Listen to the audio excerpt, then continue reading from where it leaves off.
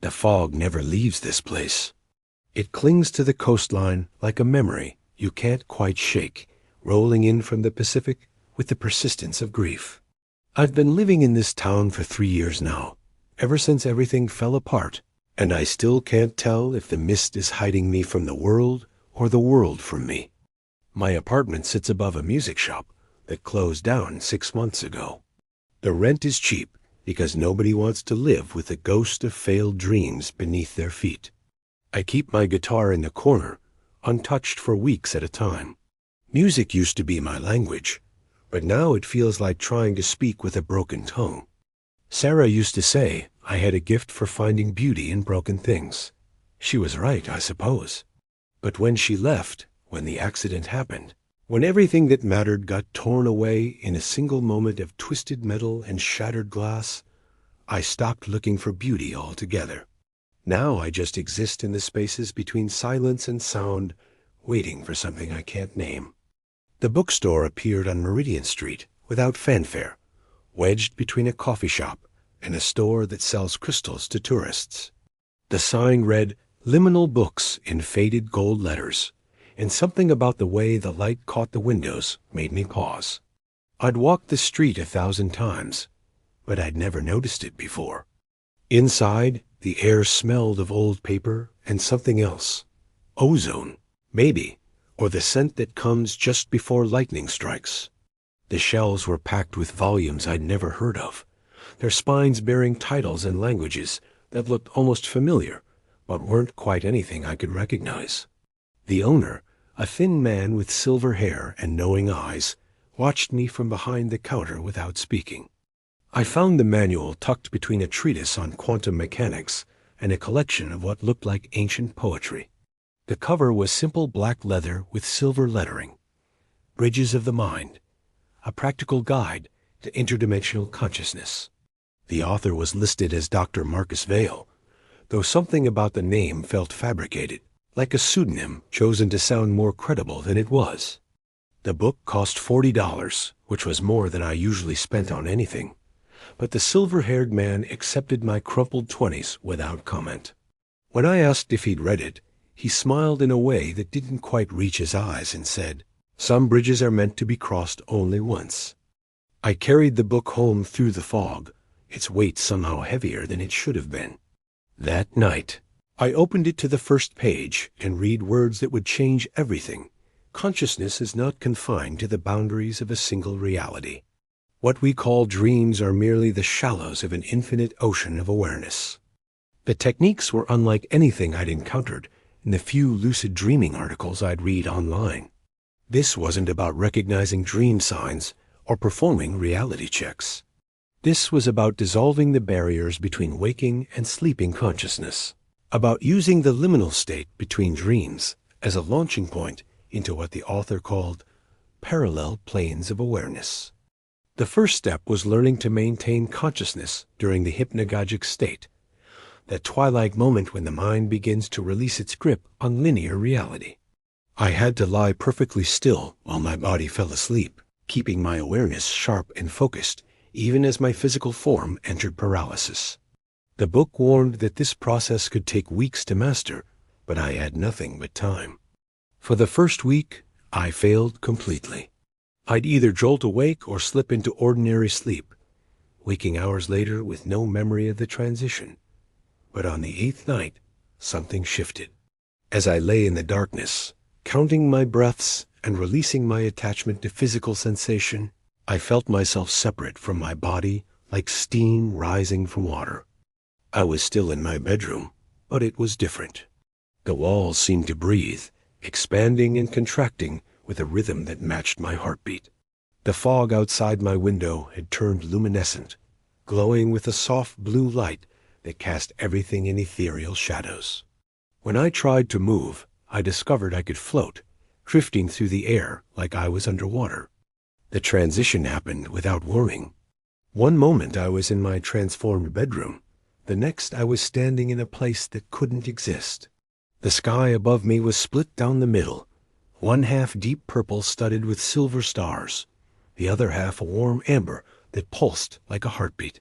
The ground beneath my feet was smooth obsidian, and scattered across its surface were stars that had fallen from the sky, each one glowing with its own inner light. I bent down and touched one of the fallen stars.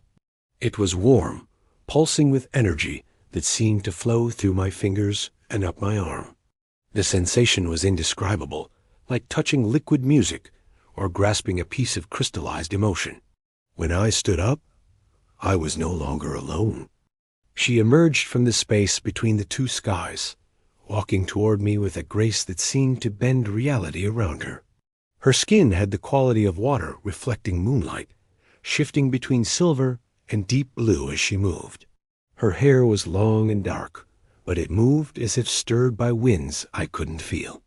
But it was her eyes that held me, black as polished obsidian, but with depths that seemed to contain entire universes.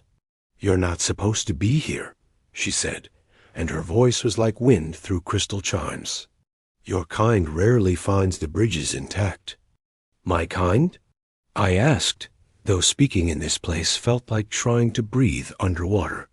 "The bound ones," she replied, circling me with the fluid movement of a dancer. "Those whose consciousness is anchored to flesh and bone. I am Salara, and this is the threshold realm, the space between what you call real and what you call dream." I wanted to ask her 1,000 questions, but the words felt heavy in my mouth. Instead, I asked, "What are you?" She smiled, and the expression transformed her alien features into something almost human. "I am what you might become, if you choose to let go of the things that keep you tethered. My people exist in the spaces between thoughts and the pause between heartbeats. We are the music that plays in the silence." The world around us began to shift, the obsidian ground flowing like liquid beneath our feet. The fallen stars rose into the air, forming new constellations that spelled out messages in languages I couldn't read, but somehow understood. Sailara gestured to the transformed landscape, her movements creating ripples in the fabric of space itself. "This realm responds to intention," she explained. "Think of somewhere you've always wanted to go, somewhere that exists only in your imagination." I thought of the forest from my dreams, a place I'd visited countless times in childhood sleep. But when it materialized around us, it was nothing like I remembered. The trees grew downward from a sky that had become earth, their roots reaching toward us, while their branches disappeared into the ground above. The leaves were made of crystallized sound, chiming softly as they moved in the impossible wind. "Beautiful," Sailara said, and I realized she was seeing my memory through my eyes. "Your mind creates such vivid imagery. Most humans who find us can only manage simple geometric shapes." We walked through the inverted forest, and I found myself telling her things I'd never spoken aloud. About Sarah, about the accident, about the way music had died in my throat the day she left this world. Sailara listened without judgment, her obsidian eyes reflecting my pain like dark mirrors. "Loss is the price of loving something finite," she said as we emerged from the forest into a vast plain where the ground was made of liquid starlight. "In my realm, nothing dies because nothing is ever fully born. We exist in the eternal moment between what was and what might be." "That sounds lonely," I said, and she turned to me with something like surprise in her expression. "I thought so too," she replied, "until I met you." The admission hung between us like a bridge neither of us was ready to cross. I reached for her hand, wanting to feel the warmth of her touch, but she pulled away at the last moment. Her skin flickered, becoming translucent, and I could see the starlight playing through her form. "This place thrives on distance," she warned, her voice now carrying an edge of sadness. "It survives because nothing is ever fully yours. The moment you try to possess something here, it begins to fade." I woke up in my bed with the taste of starlight on my tongue and the memory of her voice echoing in my mind. The fog outside my window seemed thicker than usual, and for a moment I could have sworn I saw her silhouette standing in the gray mist. But when I blinked, there was nothing there but the endless Pacific horizon. The next night, I returned to the Threshold realm, and Salara was waiting for me. She showed me cities made of crystallized sound, their buildings singing in harmonies that made my bones resonate. We walked through underwater skies where fish swam through clouds, their scales reflecting the light of suns that had never set. Every impossible place was more beautiful than the last, and every moment with her felt like coming home to a place I'd never been. But something was changing. Each time I returned to the waking world, I felt more disconnected from my physical existence. Food lost its taste, colors seemed muted, and the fog that perpetually shrouded my town began to feel like a personal prison. I started missing work, spending entire days in bed, waiting for night to fall so I could cross the bridge to her realm. The crystal appeared on my knitstand after our 7th meeting. It was no larger than my thumb, but it pulsed with an inner light that seemed to sync with my heartbeat.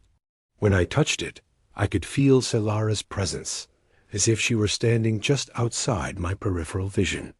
The crystal was warm, almost alive, and holding it filled me with a longing so intense it felt like drowning. "You brought this back," Salara said when I showed her the crystal in the Threshold realm. Her obsidian eyes reflected concern, and for the first time, her perfect composure seemed to crack. This shouldn't be possible. The barriers between our worlds are meant to be absolute. What does it mean? I asked, though part of me already knew. She took a step back, her form flickering like a candle in the wind. It means the boundaries are weakening. Your consciousness is bleeding into my realm, and mine into yours. If this continues, one of us will have to choose. Choose what? Which world to call home. The changes accelerated after that.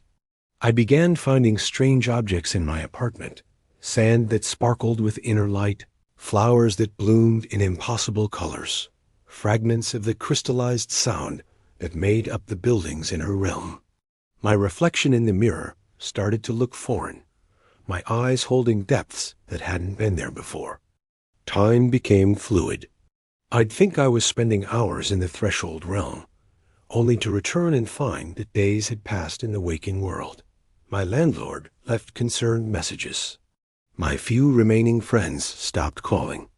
The fog outside my window grew thicker, until I could barely see the street below. Salara began to visit me in the spaces between sleep and waking, her form more solid than it had ever been in her own realm. She would sit beside my bed, her obsidian eyes filled with something that looked like love and loss combined. During these visits, she would tell me about her people, about the way they existed in the eternal now, free from the weight of physical form. "We are observers," she explained during one of these twilight encounters. "We experience existence without being bound by it.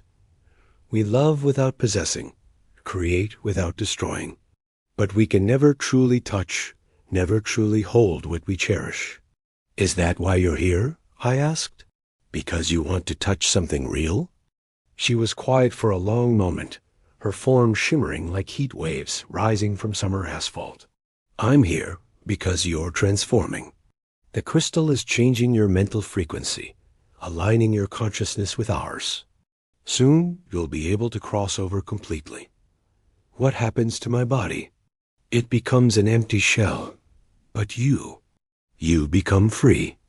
The choice crystallized in my mind like one of the fallen stars from her realm. I could stay in this fog-shrouded town, clinging to the wreckage of my former life, or I could step into the impossible and become something new. The crystal pulsed in my hand, warm and alive, and I could feel Salara's presence growing stronger with each passing moment.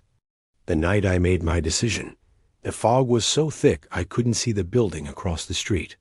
I lay on my bed, holding the crystal, and let my consciousness drift toward the Threshold realm. But this time, instead of visiting, I kept going. I pushed past the boundaries that had always pulled me back, diving deeper into the space between worlds. Salara was waiting for me in a place I'd never seen before, a vast chamber where the walls were made of living light and the floor was an ocean of liquid starlight. Her form was more solid than it had ever been, and when she reached for me, I didn't pull away. "Are you certain?" she asked, her obsidian eyes reflecting the light of 1,000 fallen stars. "Once you cross completely, there's no returning. You'll exist as we do, free but untethered, eternal but never fully real." I thought of Sarah, of the music that had died in my throat, of the fog that had become my prison. Then I thought of the impossible beauty I'd found in Solara's realm, of the love that had grown between us despite every barrier. Some bridges, I realized, were meant to be burned. "I'm certain," I said, and stepped into the ocean of starlight. The transformation was like being born in reverse. I felt my physical form dissolving, my consciousness expanding to fill spaces I'd never known existed. The weight of flesh and bone fell away, leaving me light as thought, fluid as music. Solara's hand found mine, and for the first time, I could truly feel her touch, warm and electric and infinitely gentle. But even as I celebrated my freedom, I could sense something happening in the world I'd left behind. My body, empty now of the consciousness that had once animated it, was being discovered by my landlord, who'd come to check on me after days of silence.